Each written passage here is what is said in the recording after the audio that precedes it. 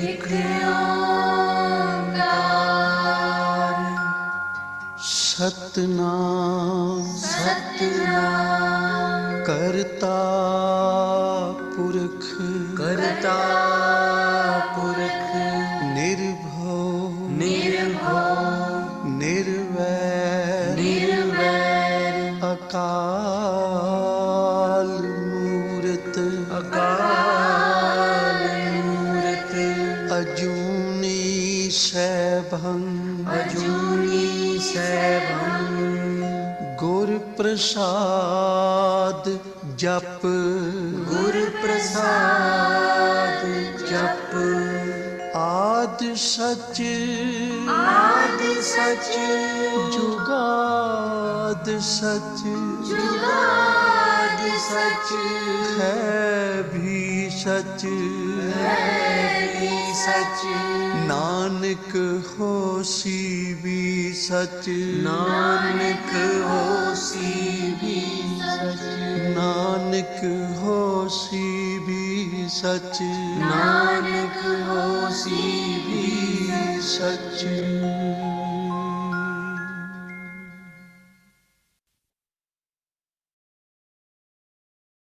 सब जग फिर मैं देखिया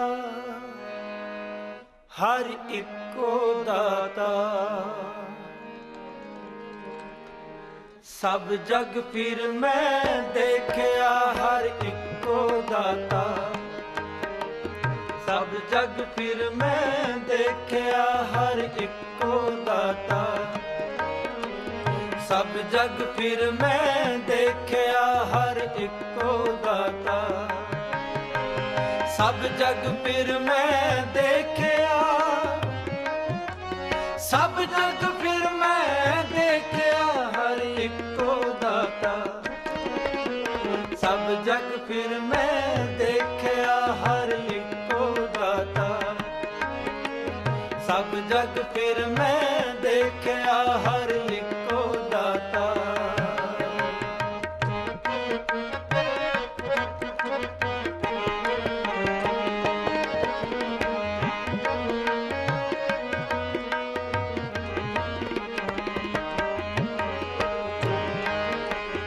उपाय कितै न पाइए हर कर्म विदाता उपाय कितै न पाइए हर कर्म विदाता उपाय कितै न पाइए सब जग फिर मैं देखिया हर इको दाता सब जग फिर मैं देखिया हर इको दाता सब जग फिर मैं देखिया हर इको दाता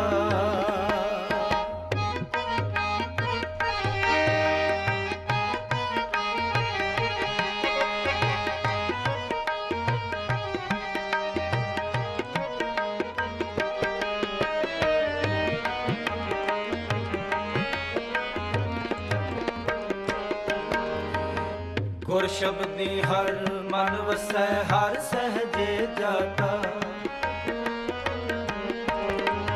गुर शब्दी हर मन वसै हर सहजे जाता गुर शब्दी हर मन वसै सब तक फिर मैं देखिया हर इको दाता सब जग फिर मैं देखिया हर इको दाता सब जग फिर मैं देखिया हर इको दाता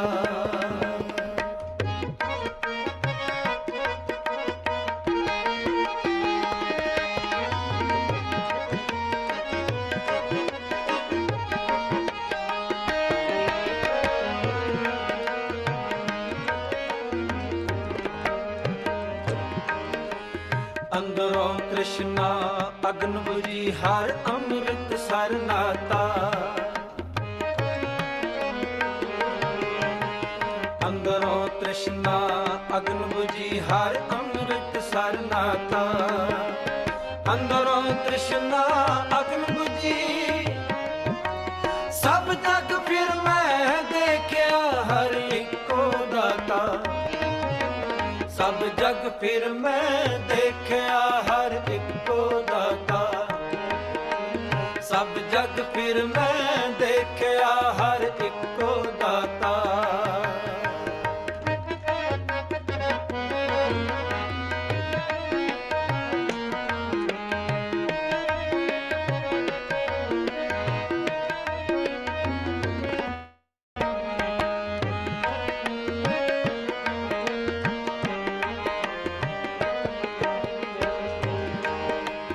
वड्डे वड्याई वड्डे की गुरमुख बोलाता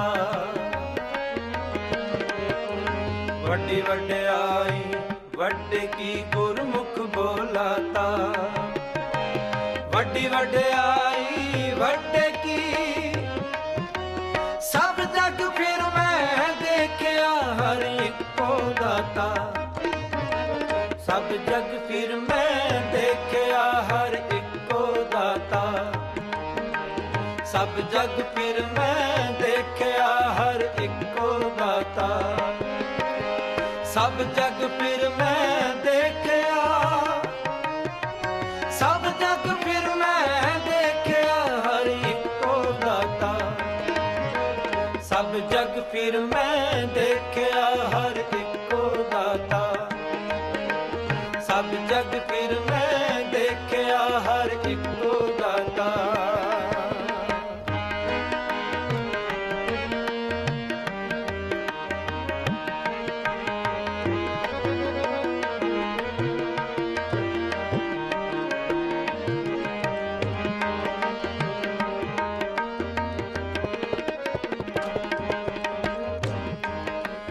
वड्डी वड्याई वड्डे की गुरमुख बोलाता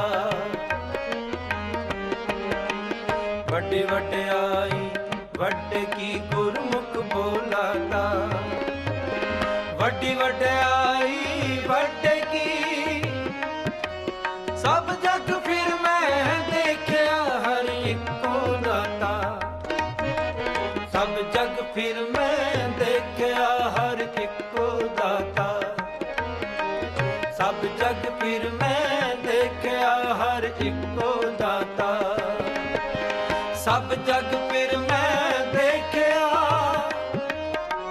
सब जग फिर मैं देखिया हर इको दाता सब जग फिर मैं देखिया हर इको दाता सब जग फिर मैं देखिया हर इको दाता सब जग फिर मैं देखिया हर इको दाता सब जग फिर मैं देखिया हर इको दाता सब जग फिर मैं देखिया हर इको दाता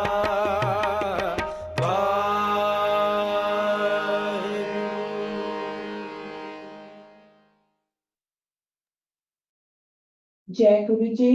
शुक्राना गुरु जी, आपका बहुत बहुत शुक्राना फिर से एक बार आज इन घड़ियों को बख्शने का। आई हुई सारी संगत का गुरु जी के दरबार में बहुत बहुत स्वागत है। आज हमारे साथ खुशी आंटी हैं, आज उनकी सेवा है। आज वो रुद्र संहिता का द्वितीय खंड का 11, 12 एंड 13 एंड 14 चैप्टर की सेवा है उनकी। खुशी आंटी, आप अपने आप को अनम्यूट कर लीजिए प्लीज, और आप अपनी सेवा शुरू करिए। वेलकम टू गुरुजी दरबार। Thank you. Thank you. Jai Guruji, thank you so much, Nida Aunty, for giving me this seva and allowing me to read Shiv Puran. This is the first time I'm reading in this group. So Guruji, आप ही देखना, आप ही संभालना. I would like to start with the mantra. Om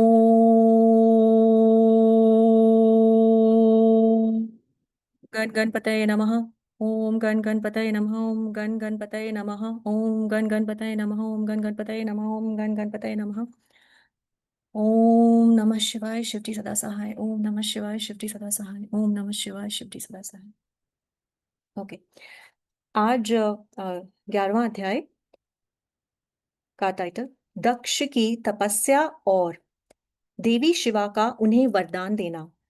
Narad ji ने पूछा, पूज्य पिताजी, दृढ़ता पूर्वक उत्तम व्रत का पालन करने वाले दक्ष ने तपस्या करके देवी से कौन सा वर प्राप्त किया था तथा वे देवी किस प्रकार दक्ष की कन्या हुई? ब्रह्मा जी ने कहा, नारद, तुम धन्य हो। इन सभी मुनियों के साथ भक्ति पूर्वक इस प्रसंग को सुनो। मेरी आज्ञा पाकर उत्तम बुद्धि वाले महाप्रजापति दक्ष ने क्षीर सागर के उत्तर तट पर स्थित हो देवी जगदम्बिका को पुत्री के रूप में प्राप्त करने की इच्छा तथा उनके प्रत्यक्ष दर्शन की कामना लिए उन्हें हृदय मंदिर में विराजमान करके तपस्या प्रारंभ की। दक्ष ने मन को संयम में रखकर दृढ़ता पूर्वक कठोर व्रत का पालन करते हुए शौच संतोष आदि नियमों में युक्त हो 3000 दिव्य वर्षों तक तप किया। वे कभी जल पीकर रहते, कभी हवा पीते और कभी सर्वथा उपवास करते थे। भोजन के नाम पर कभी सूखे पत्ते चबा लेते थे। मुनि श्रेष्ठ नारद तदंतर यम नियमादि से युक्त हो जगदम्बिका की पूजा में लगे हुए दक्ष को देवी शिवा ने प्रत्यक्ष दर्शन दिया।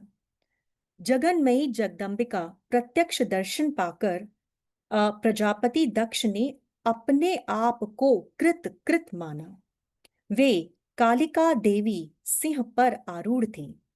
उनकी अंग कांति श्याम थी, मुख बड़ा ही मनोहर था। वे 4 भुजाओं से युक्त थी और हाथों में वरद, अभय, नील, कमल और खड्ग धारण किए हुई थी।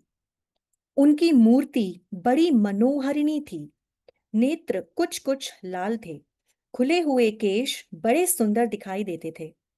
उत्तम प्रभा से प्रकाशित होने वाली उन जगदम्बिका को भली भांति प्रणाम करके दक्ष विचित्र वचनावलियों द्वारा उनकी स्तुति करने लगे। दक्ष ने कहा, जगदम्ब महामाए, जगदीशे महेश्वरी, आपको नमस्कार है। आपने कृपा करके मुझे अपने स्वरूप का दर्शन कराया है। भगवती आद्यो मुझ पर प्रसन्न होइए। शिव रूपिणी प्रसन्न होइए। भक्त वरदायिनी प्रसन्न होइए। जगन माए, आपको मेरा नमस्कार है। ब्रह्मा जी कहते हैं, मुने संयत चित्त वाले दक्ष के इस प्रकार स्तुति करने पर महेश्वर की शिवा ने स्वयं ही उनके अभिप्राय को जान लिया तो भी दक्ष से इस प्रकार कहा, दक्ष, तुम्हारी इस उत्तम भक्ति से मैं बहुत संतुष्ट हूं। तुम अपना मनोवांछित वर मांगो। तुम्हारे लिए मुझे कुछ भी अदेय नहीं है। जगदम्बा की यह बात सुनकर प्रजापति दक्ष बहुत प्रसन्न हुए और उन शिवा को बारंबार प्रणाम करते हुए बोले। दक्ष ने कहा, जगदम्ब महामाए, यदि आप मुझे वर देने के लिए उद्यत हैं तो मेरी बात सुनिए और प्रसन्नता पूर्वक मेरी इच्छा पूर्ण कीजिए। मेरे स्वामी जो भगवान शिव हैं, वे रुद्र नाम धारण करके ब्रह्मा जी के पुत्र रूप से अवतीर्ण हुए हैं। वे परमात्मा शिव के पूर्णावतार हैं, परंतु आपका कोई अवतार नहीं हुआ। फिर उनकी पत्नी कौन होगी? अतः शिवे, आप भूतल पर अवतीर्ण होकर उन महेश्वर को अपने रूप लावण्य से मोहित कीजिए। देवी, आपके सिवा दूसरी कोई स्त्री रुद्रदेव को कभी मोहित नहीं कर सकती। इसलिए आप मेरी पुत्री होकर इस समय महादेव जी की पत्नी होइए। इस प्रकार सुंदर लीला करके आप हर मोहिनी बनिए। देवी, यही मेरे लिए वर है। यह केवल मेरे ही स्वार्थ की बात हो ऐसा नहीं सोचना चाहिए। इसमें मेरे ही साथ संपूर्ण जगत का भी हित है। ब्रह्मा, विष्णु और शिव में से ब्रह्मा जी की प्रेरणा से मैं यहां आया हूं। प्रजापति दक्ष का यह वचन सुनकर जगदम्बिका शिवा हंस पड़ी और मन ही मन भगवान शिव का स्मरण करके यूं बोली। देवी ने कहा, तात प्रजापते दक्ष, मेरी उत्तम बात सुनो। मैं सत्य कहती हूं, तुम्हारी भक्ति से अत्यंत प्रसन्न हो तुम्हें संपूर्ण मनोवांछित वस्तु देने के लिए उद्यत हूं। दक्ष, यद्यपि मैं महेश्वरी हूं, तथापि तुम्हारी भक्ति के अधीन हो तुम्हारी पत्नी के गर्भ से तुम्हारी पुत्री के रूप में अवतीर्ण होंगी, इसमें संशय नहीं है। अनघ, मैं अत्यंत दुस्सह तपस्या करके ऐसा प्रयत्न करूंगी जिससे महादेव जी का वर पाकर उनकी पत्नी हो जाऊं। इसके सिवा और किसी उपाय से कार्य सिद्ध नहीं हो सकता, क्योंकि वे भगवान सदाशिव सर्वथा निर्विकार हैं, ब्रह्मा और विष्णु के भी सेव्य हैं तथा नित्य परिपूर्ण रूप ही हैं। मैं सदा उनकी दासी और प्रिया हूं। प्रत्येक जन्म में वे नाना रूपधारी शंभु ही मेरे स्वामी होते हैं। भगवान सदाशिव अपने दिए हुए वर के प्रभाव से ब्रह्मा जी की भ्रुकुटी से रुद्र रूप में अवतीर्ण हुए हैं। मैं भी उनके वर से उनकी आज्ञा के अनुसार यहाँ अवतार लूंगी। तात, अब तुम अपने घर को जाओ। इस कार्य में जो मेरी दूती अवथा अथवा सहायिका होगी उसे मैंने जान लिया है। अब शीघ्र ही मैं तुम्हारी पुत्री होकर महादेव जी की पत्नी बनूंगी। दक्ष से यह उत्तम वचन कहकर मन ही मन शिव की आज्ञा प्राप्त करके देवी शिवा ने शिव के चरण बिंदुओं का चिंतन करते हुए फिर कहा, प्रजापते, परंतु मेरा एक प्रण है, उसे तुम्हें सदा मन में रखना चाहिए। मैं उस प्रण को सुना देती हूं, तुम उसे सत्य समझो, मिथ्या मत मानो। यदि कभी मेरे प्रति तुम्हारा आदर घट जाएगा, तब उसी समय मैं अपने शरीर को त्याग दूंगी, अपने स्वरूप में लीन हो जाऊंगी अथवा दूसरा शरीर धारण कर लूंगी। मेरा यह कथन सत्य है। प्रजापति, प्रत्येक सर्ग या कल्प के लिए तुम्हें यह वर दे दिया गया। मैं तुम्हारी पुत्री होकर भगवान शिव की पत्नी होंगी। मुख्य प्रजापति दक्ष से ऐसा कहकर महेश्वरी शिवा उनके देखते देखते वहीं अंतर्धान हो गई। दुर्गा जी के अंतर्धान होने पर दक्ष भी अपने आश्रम को लौट गए और यह सोचकर प्रसन्न रहने लगे कि देवी शिवा मेरी पुत्री होने वाली हैं। अध्याय 11 एंड 12 की समाप्ति। अध्याय 13 शुरू 13। ब्रह्मा जी की आज्ञा से दक्ष द्वारा मैथुनी सृष्टि का आरंभ अपने पुत्र हर्षवों और शबलाश्वों को निवृत्ति मार्ग में भेजने के कारण दक्ष का नारद को शाप देना। ब्रह्मा जी कहते हैं, नारद, प्रजापति दक्ष अपने आश्रम पर जाकर मेरी आज्ञा पा हर्ष भरे मन से नाना प्रकार की मानसिक सृष्टि करने लगे।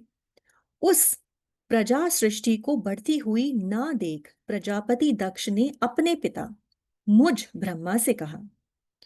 दक्ष बोले, ब्राह्मण तात प्रजानाथ, प्रजा बढ़ नहीं रही है।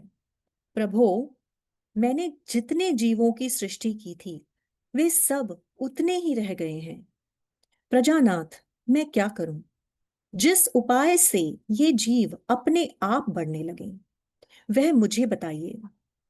तद अनुसार मैं प्रजा की सृष्टि करूंगा, इसमें संशय नहीं है।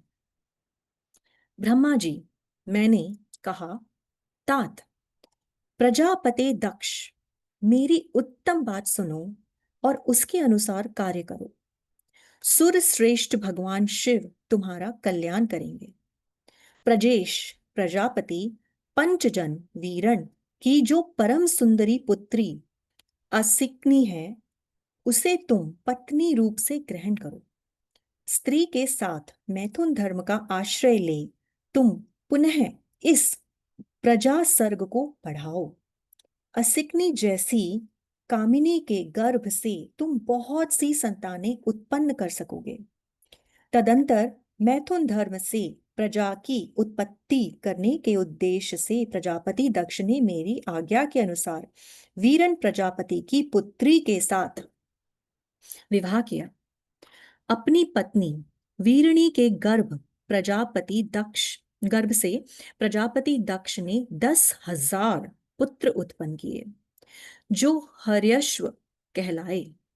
मुने वे सब के सब पुत्र समान धर्म का आचरण करने वाले थे। पिता की भक्ति में तत्पर रहकर वे सदा वैदिक मार्ग पर ही चलते थे। एक समय पिता ने उन्हें प्रजा की सृष्टि करने का आदेश दिया। तब वे सभी दाक्षायण नामधारी पुत्र सृष्टि के उद्देश्य से तपस्या करने के लिए पश्चिम दिशा की ओर गए। वहां नारायण सर नामक परम पावन तीर्थ है जहां दिव्य सिंधु नद और समुद्र का संगम हुआ है। उस तीर्थ जल का ही निकट से स्पर्श करते उनका अंतःकरण शुद्ध एवं ज्ञान से संपन्न हो गया। उनकी आंतरिक मल राशि धुल गई और वे परमहंस धर्म में स्थित हो गए। दक्ष के वे सभी पुत्र पिता के आदेश में बंधे हुए थे, अतः मन को सुस्थिर करके प्रजा की वृद्धि के लिए वहां तप करने लगे। वे सभी सत्पुरुषों में श्रेष्ठ थे। नारद, जब तुम्हें पता लगा कि हर्यश्वगण सृष्टि के लिए तपस्या कर रहे हैं, तब भगवान लक्ष्मीपति के हार्दिक अभिप्राय को जानकर तुम स्वयं उनके पास गए और आदर पूर्वक यूं बोले, दक्ष पुत्र हर्षगण, तुम लोग पृथ्वी का अंत देखे बिना सृष्टि रचना करने के लिए कैसे उद्यत हो गए? ब्रह्मा जी कहते हैं, नारद, हर्यश्व आलस्य से दूर रहने वाले थे और जन्म काल से ही बड़े बुद्धिमान थे। वे सब के सब तुम्हारा उपर्युक्त कथन सुनकर स्वयं उस पर विचार करने लगे।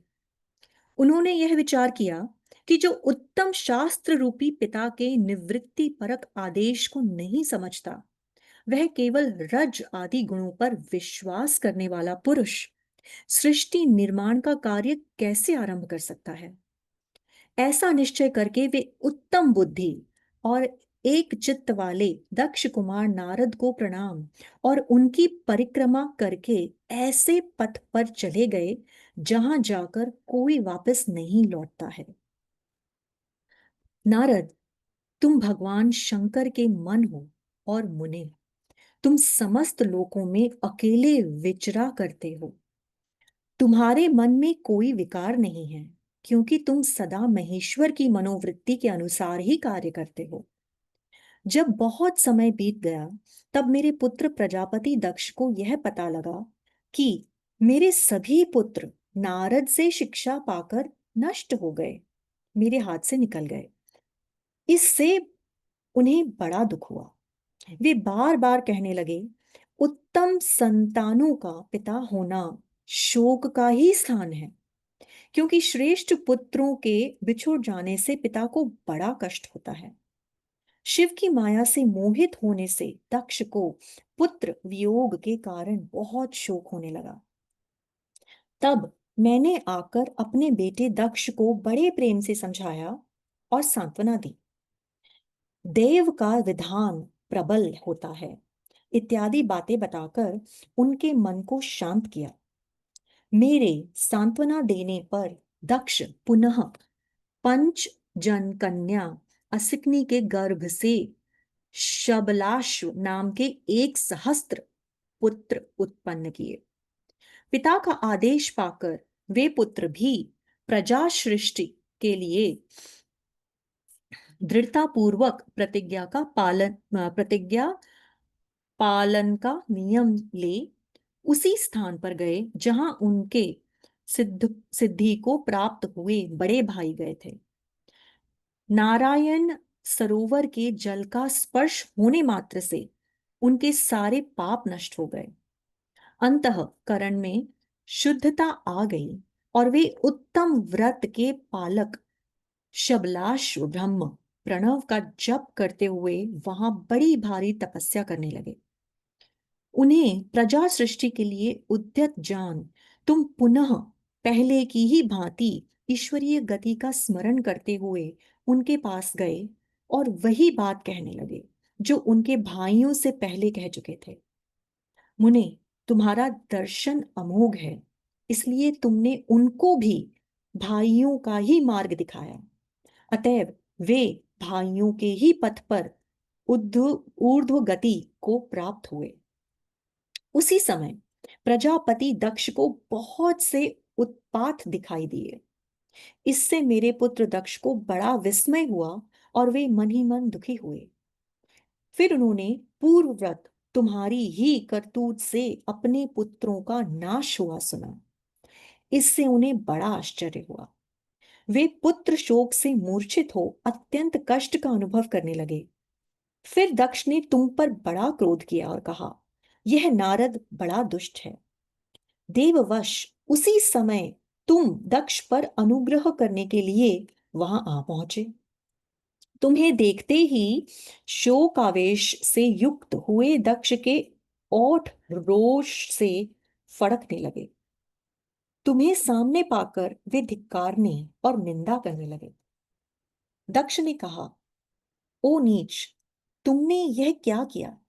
तुमने झूठ मूठ साधुओं का बाना पहन रखा है। इसके द्वारा ठग कर हमारे भोले भाले बालकों को जो तुमने भिक्षुओं का मार्ग दिखाया है, यह अच्छा नहीं किया। तुम निर्दय और शठ हो, इसलिए तुमने हमारे इन बालकों को जो अभी ऋषिगण देव ऋण ऋषि ऋण देव ऋण और पितृ ऋण से मुक्त नहीं हो पाए थे, लोक और परलोक दोनों के श्रेय का नाश कर डाला। जो पुरुष इन तीनों ऋणों को उतारे बिना ही मोक्ष की इच्छा मन में लिए माता पिता को त्याग कर घर से निकल जाता है, सन्यासी हो जाता है, वह अधोगति को प्राप्त होता है। तुम निर्दय और बड़े निर्लज्ज हो, बच्चों की बुद्धि में भेद पैदा करने वाले हो और अपने सुयश को स्वयं ही नष्ट कर रहे हो। मूढ़मते, तुम भगवान विष्णु के पार्षदों में व्यर्थ ही घूमते फिरते हो। अध माधम, तुम बारंबार मेरा अमंगल किया है, अतः आज से तीनों लोकों में विचरते हुए तुम्हारा पैर कहीं स्थिर नहीं रहेगा, अथवा कहीं भी तुम्हें ठहरने के लिए सुस्थिर ठौर ठिकाना नहीं मिलेगा। नारद, यद्यपि तुम साधु पुरुषों द्वारा सम्मानित हो, तथापि उस समय दक्ष ने शोकवश तुम्हें वैसा शाप दे दिया। वे ईश्वर की इच्छा को नहीं समझ सके। शिव की माया ने उन्हें अत्यंत मोहित कर दिया था। मुने, तुमने उस शाप को चुपचाप ग्रहण कर लिया और अपने चित्त में विकार नहीं आने दिया। यही ब्रह्म भाव है। ईश्वर कोटि के महात्मा पुरुष स्वयं शाप को मिटा देने में समर्थ होने पर ही उसे सह लेते हैं। अध्याय 13 की समाप्ति। अध्याय 14। दक्ष की 60 कन्याओं का विवाह। दक्ष और वीरणी के यहाँ देवी शिवा का अवतार, दक्ष द्वारा उनकी स्तुति तथा सती के सद्गुणों एवं चेष्टाओं से माता पिता की प्रसन्नता। ब्रह्मा जी कहते हैं, देवर्षि, इसी समय दक्ष के इस बर्ताव को जानकर मैं भी वहां आ पहुंचा और पूर्ववत उन्हें शांत करने के लिए सांत्वना देने लगा। तुम्हारी प्रसन्नता को बढ़ते हुए मैंने दक्ष के साथ तुम्हारा सुंदर स्नेहपूर्ण संबंध स्थापित कराया। तुम मेरे पुत्र हो, मुनियों में श्रेष्ठ हो और संपूर्ण देवताओं के प्रिय हो। अतः बड़े प्रेम से तुम्हें आश्वासन देकर मैं फिर अपने स्थान पर आ गया। तदंतर प्रजापति दक्ष ने मेरी अनुनय के अनुसार अपनी पत्नी के गर्भ से 60 सुंदरी कन्याओं को जन्म दिया और आलस्य रहित हो धर्म आदि के साथ उन सब का विवाह कर दिया। मुनीश्वर, मैं उसी प्रसंग को बड़े प्रेम से कह रहा हूं, तुम सुनो। मुने, दक्ष ने अपनी 10 कन्याएं विधि पूर्वक धर्म को ब्याह दी, 13 कन्याएं कश्यप मुनि को दे दी और 27 कन्याओं का विवाह चंद्रमा के साथ कर दिया। भूत या बहुपुत्र अंगिरा तथा कृशाश्व को उन्होंने 2-2 कन्याएं दी और शेष 4 कन्याओं का विवाह तार्यक्ष या अरिष्टनेमी के साथ कर दिया। इन सब की संतान परंपराओं से तीनों लोग भरे पड़े हैं। अतः विस्तार भय से उनका वर्णन नहीं किया जाता। कुछ लोग शिवा या सती को दक्ष की ज्येष्ठ पुत्री बताते हैं, दूसरे लोग उन्हें मछली पुत्री कहते हैं तथा कुछ अन्य लोग सबसे छोटी पुत्री मानते हैं। कल्प भेद से ये तीनों मत ठीक हैं। पुत्र और पुत्रियों की उत्पत्ति के पश्चात पत्नी सहित प्रजापति दक्ष ने बड़े प्रेम से मन ही मन जगदम्बिका का ध्यान किया, साथ ही गदगद वाणी से प्रेम पूर्वक उनकी स्तुति भी की। बारंबार अंजलि बांधकर नमस्कार करके वे विनीत भाव से देवी को मस्तक झुकाते थे। इससे देवी शिवा संतुष्ट हुई और उन्होंने अपने प्रण की पूर्ति के लिए मन ही मन यह विचार किया कि अब मैं वीरणी के गर्भ से अवतार लूं। ऐसा विचार कर वे जगदम्बा दक्ष के हृदय में निवास करने लगी। मुनि श्रेष्ठ, उस समय दक्ष की बड़ी शोभा होने लगी। फिर उत्तम मुहूर्त देखकर दक्ष ने अपनी पत्नी में प्रसन्नता पूर्वक गर्भधान किया। तब दयालु शिवा दक्ष पत्नी के चित्त में निवास करने लगी। उनमें गर्भधारण के सभी चिन्ह प्रकट हो गए। तात उस अवस्था में वीरणी की शोभा बढ़ गई और उसके चित्त में अधिक हर्ष छा गया। भगवती शिवा के निवास के प्रभाव से वीरणी महामंगल रूपिणी हो गई। दक्ष ने अपने कुल संप्रदाय, वेद ज्ञान और हार्दिक उत्साह के अनुसार प्रसन्नता पूर्वक पुंसवन आदि संस्कार संबंधी श्रेष्ठ क्रियाएं संपन्न की। उन कर्मों के अनुष्ठान के समय महान उत्सव हुआ। प्रजापति ने ब्राह्मणों को उनकी इच्छा के अनुसार धन दिया। उस अवसर पर वीरणी के गर्भ में देवी का निवास हुआ। जानकर श्री विष्णु आदि सब देवताओं को बड़ी प्रसन्नता हुई। उन सब ने वहां आकर जगदम्बा का स्तवन किया और समस्त लोगों का उपकार करने वाली देवी शिवा को बारंबार प्रणाम किया। वे सब देवता प्रसन्नचित्त हो दक्ष प्रजापति तथा वीरणी की भूरी भूरी प्रशंसा करके वहां अपने अपने स्थान को लौट गए। नारद जब 9 महीने बीत गए तब लौकिक गति का निर्वाह कराकर 10वें महीने के पूर्ण होने पर चंद्रमा आदि ग्रहों तथा ताराओं की अनुकूलता से युक्त सुखद मुहूर्त में देवी शिवा शीघ्र ही अपने माता के सामने प्रकट हुई। उनके अवतार लेते ही प्रजापति दक्ष बड़े प्रसन्न हुए और उन्हें महान तेज से दीप्यमान देख उनके मन में यह विश्वास हो गया कि साक्षात वे शिवा देवी ही मेरी पुत्री रूप में प्रकट हुई हैं। उस समय आकाश से फूलों की वर्षा होने लगी और मेघ जल बरसाने लगे। मुनीश्वर, सती के जन्म लेते ही संपूर्ण दिशाओं में तत्काल शांति छा गई। देवता आकाश में खड़े हो मांगलिक बाजे बजाने लगे। अग्नि शालाओं की बुझी हुई अग्नियां सहसा प्रज्वल हो उठी और सब कुछ परम मंगलमय हो गया। वीरनी के गर्भ से साक्षात जगदम्बा को प्रकट हुई देख दक्ष ने दोनों हाथ जोड़कर नमस्कार किया और बड़े भक्ति भाव से उनकी बड़ी स्तुति की। बुद्धिमान दक्ष के स्तुति करने पर जगन माता शिवा उस समय दक्ष से इस प्रकार बोली, जिससे माता वीरनी ना सुन सके। देवी बोली, प्रजापते, तुमने पहले पुत्री रूप में मुझे प्राप्त करने के लिए मेरी आराधना की थी। तुम्हारा वह मनोरथ आज सिद्ध हो गया। अब तुम उस तपस्या के फल को ग्रहण करो। उस समय दक्ष से ऐसा कहकर देवी ने अपनी माया से शिशु रूप धारण कर लिया और शैशव भाव प्रकट करती हुई वे वहां रोने लगी। उस बालिका का रोदन सुनकर सभी स्त्रियां और दासियां बड़े वेग से प्रसन्नतापूर्वक वहां आ पहुंची। असिकनी की पुत्री अलौकिक रूप देखकर उन सभी स्त्रियों को बड़ा हर्ष हुआ। नगर के सब लोग उस समय जय जयकार करने लगे। गीत और वाद्यों के साथ बड़ा भारी उत्सव होने लगा। पुत्री का मनोहर मुख देखकर सबको बड़ी ही प्रसन्नता हुई।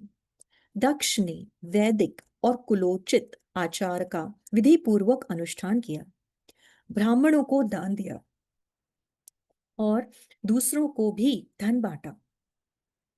सब और यथोचित गान और नृत्य होने लगा। भांति भांति के मंगल कृत्यों के साथ बहुत से बाजे बजने लगे। उस समय दक्ष ने समस्त सद्गुणों की सत्ता से प्रशंसित होने वाली अपनी उस पुत्री का नाम प्रसन्नता पूर्वक उमा रखा। तदंतर संसार में लोगों की ओर से उसके और भी नाम प्रचलित किए गए, जो सब के सब महान मंगलदायक तथा विशेषतः समस्त दुखों का नाश करने वाले हैं। वीरणी और महात्मा दक्ष अपनी पुत्री का पालन करने लगे तथा वह शुक्ल पक्ष की चंद्रकला के समान दिनों दिन बढ़ने लगी। द्विज श्रेष्ठ बाल्यावस्था में भी समस्त उत्तोत्तम गुण उनमें उसी तरह प्रवेश करने लगे जैसे शुक्ल पक्ष के बाल चंद्रमा में भी समस्त मनोहरिणी कलाएं प्रविष्ट हो जाती हैं। दक्ष कन्या सती सखियों के बीच बैठी बैठी जब अपने भाव में निमग्न होती थी, तब बारंबार भगवान शिव की मूर्ति को चित्रित करने लगती थी। मंगलमयी सती जब बाल्योचित सुंदर गीत गाती, तब स्थाणु हर एवं रुद्र नाम लेकर स्मर शत्रु शिव का स्मरण किया करती थी। अध्याय 14 की समाप्ति। जय गुरु जी। आज की इतनी सेवा थी। बहुत बहुत शुक्राना गुरु जी, और बहुत शुक्राना Neena aunty for giving me this seva. I tried to do my best. मुझसे कुछ गलती हो गई हो तो प्लीज माफ कीजिएगा, ये पहली बार पढ़ रही थी। Thank you so much, thank you so much. जय गुरु जी, जय गुरु जी, जय गुरु जी। ओम नमः शिवाय, शिव जी सदा सहाय। ओम नमः शिवाय, शिव जी सदा सहाय। ओम नमः शिवाय, शिव जी सदा सहाय। शिवाय, शिव जी सदा सहाय। Thank you Neena aunty.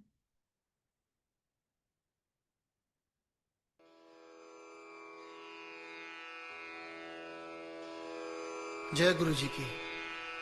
अब हम मंत्र जाप करेंगे।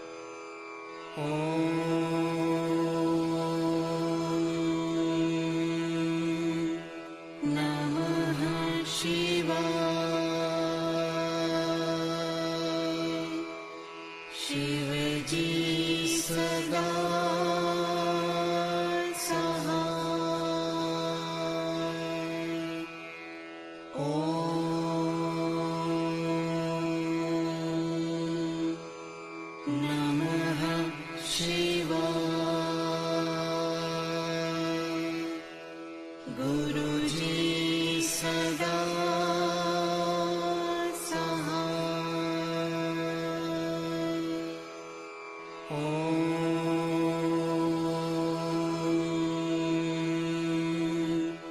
नमः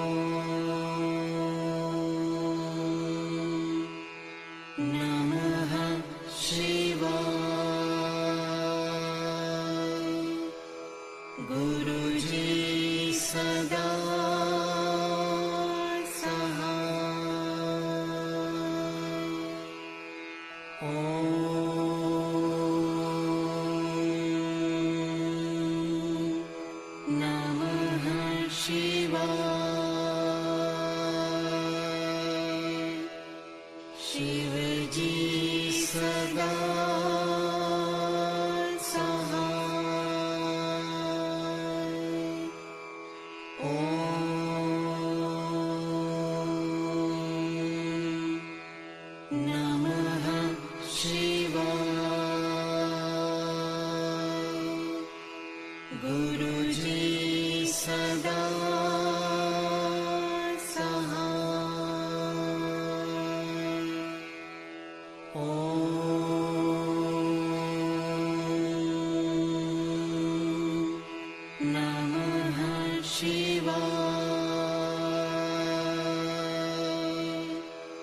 शिवजी सदा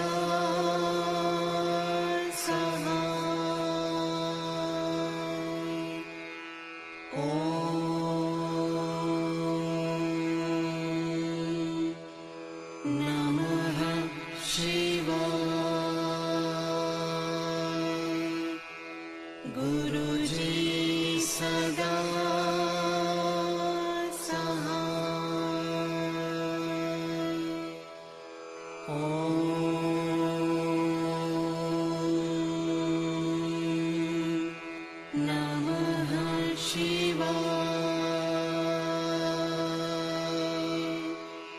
शिवजी सदा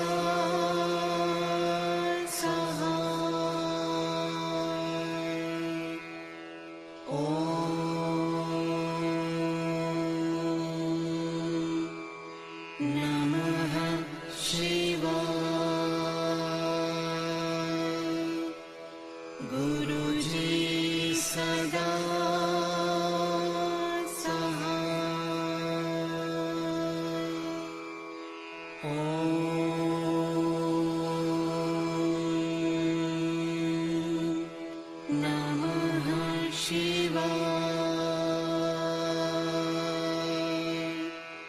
शिवजी सदा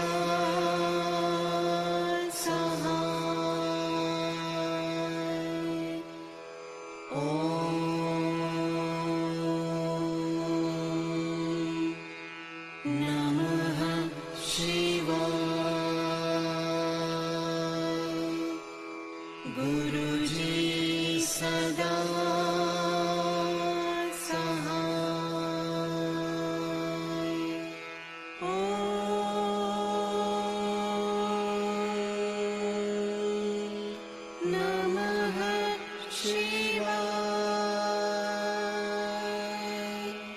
शिवजी सदा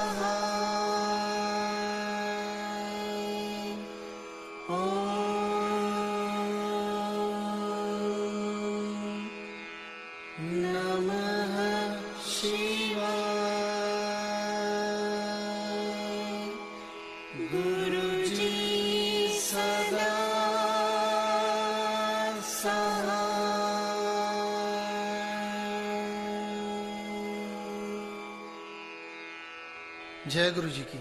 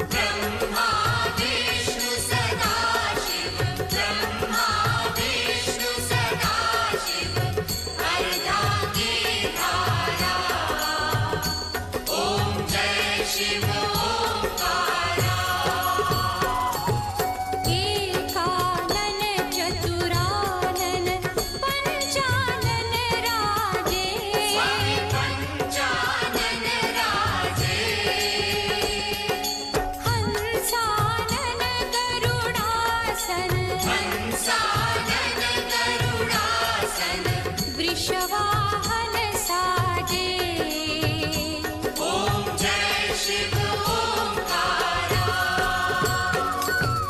दो भुज चारु चतुर्भुज दश भुज ते सोहे स्वामी दश भुज ते सोहे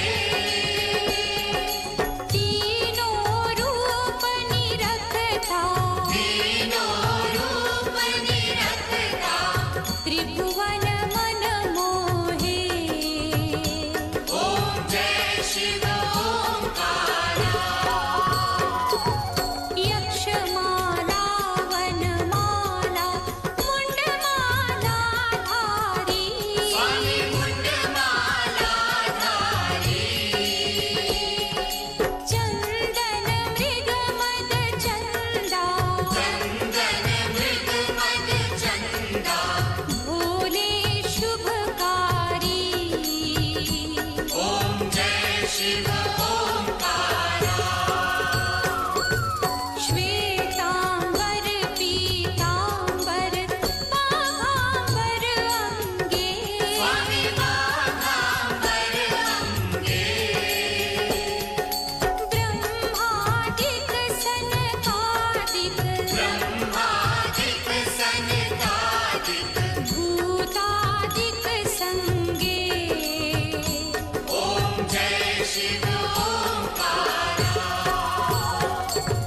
कर मध्ये चकमंडल चक्र त्रिशूल धरता स्वामी चक्र त्रिशूल धरता जग करता जग हरता जग करता जग हरता जग पालन करता ओम जय शिव ओंकारा ब्रह्मा विष्णु सदा शिव जानत अविवेका स्वामी जानत अविवेका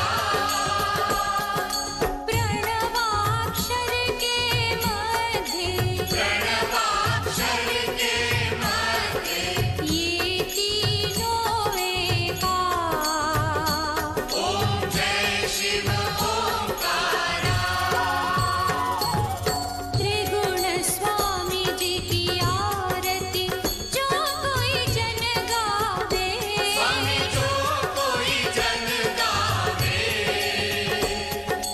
कहते शिवानंद स्वामी कहत शिवानंद स्वामी मन वांछित फल पावे ओम जय शिव ओंकारा ओम जय शिव ओंकारा प्रभु हरि शिव ओंकारा ब्रह्मा विष्णु सदा शिव ब्रह्मा विष्णु सदा शिव अर्धांगी धारा ओम जय शिव ओंकारा ओम जय शिव ओंकारा प्रभु हरि शिव ओंकारा ब्रह्मा विष्णु सदा शिव ब्रह्मा विष्णु सदा शिव अर्धांगी धारा ओम जय Shiv Omkara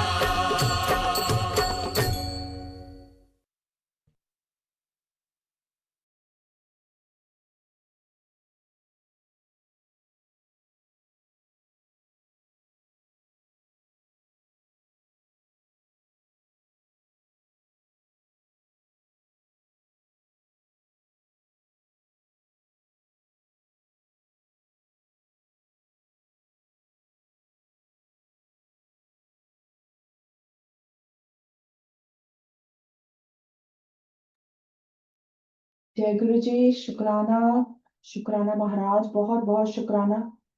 thank you so much गुरु जी आज की सेवा लेने का। भूल चूक की माफी। आई हुई सारी संगत का बहुत बहुत शुक्राना। महाराज सबको ब्लेस करें। गुरु जी मेहर वाला अपनी बख्शिश वाला हाथ हम सब के सिर पर हमेशा बनाए रखना गुरु जी। सबको शक्ति देना, सबके परिवार में सबको अच्छी हेल्थ और अपनी सेवा हमेशा बख्शते रहना गुरु जी। हमसे कोई भूल चूक हो जाए हमें माफ कर देना गुरुजी, अपने बच्चे समझकर हम सबको माफी देना। Thank you so much. शुक्राना गुरुजी। संगत जी थैंक यू सो मच, आपका भी बहुत बहुत थैंक यू। शुक्राना आज की सेवा का। खुशी आंटी बहुत बहुत शुक्राना आपका। महाराज सबको ब्लेस करें। और ये सेवा गुरुजी दे रहे हैं, इसमें मेरा कहीं भी कोई हाथ नहीं है संगत जी। शुक्राना ऑलवेज टू गुरु महाराज। मैं भी आपके जैसे ही इसी दरबार में ऐसे ही बैठी हूँ गुरु जी के आगे। ये बहुत शुक्राना है उनका कि उन्होंने सेवा बख्शी है। बहुत सारी गलतियां हो जाती हैं हम सबसे, जाने अनजाने में अभी भी बहुत गलतियां हो जाती हैं, उस सब के लिए भी माफी गुरु जी। आप सबके बिना ये कोई भी चीज पॉसिबल नहीं थी। ये महाराज ने अपनी मर्जी से सारी संगत को चुना है इस शिव पठन को पूरा करने के लिए। ये सिर्फ महाराज जी की ही इच्छा हुई है, उन्हीं की इच्छा से ही ये एक एक संगत जो जुड़ी है, जो सुन रही है और जो पढ़ रही है, सेम बख्शिश दोनों पर हो रही है। और वो महाराज जानते हैं हम सब के कर्मों को कहाँ कहाँ काट रहे हैं। तो ये हमेशा शुक्राना गुरु जी का है। और आप सबका भी गुरु जी ने कोई ना कोई जरिया बनाया और उन्होंने ये सेवा हम सब से लेनी थी। तो आई हुई सारी संगत का शुक्राना है। Thank you. आप सब अपने आप को अनम्यूट कर लीजिए संगत जी और आज्ञा ले लीजिए। थैंक यू जी शुक्राना शुक्राना गुरु जी, शुक्राना जय गुरु गुरु जी, जी, शुक्राना गुरु जी, लख लख शुक्राना। लख लख जय गुरु जी, शुक्राना। शुक्राना गुरु जी, जय गुरु जी। जय गुरु जी, जय गुरु जी। जय गुरु जी, जय गुरु जी, शुक्राना गुरु जी, शुक्राना गुरु जी, शुक्राना गुरु जी, लख लख शुक्राना गुरु जी, शुक्राना गुरु जी।